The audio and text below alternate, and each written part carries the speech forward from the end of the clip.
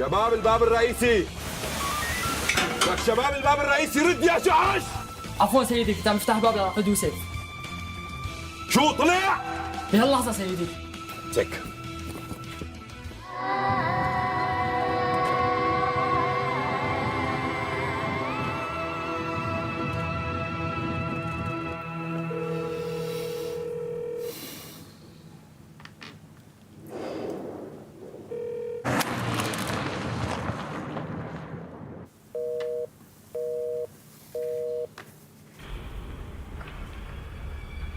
في شيء غريب. وين اختفى؟ خبروني على الباب الرئيسي انه هلا اتحرك. وكانت مرته حامل؟ ايه، بس يعني لو كان فيها شيء على الاقل كان خبر، او على الاقل كان رد على اتصالك. سيدي ما بعرف، انا ماني مرتاح ابدا للي عم يعمله.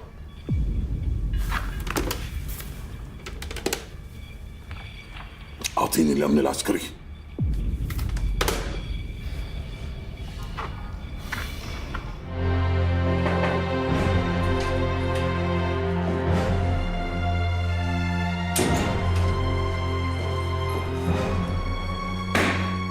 احترامي سيدي.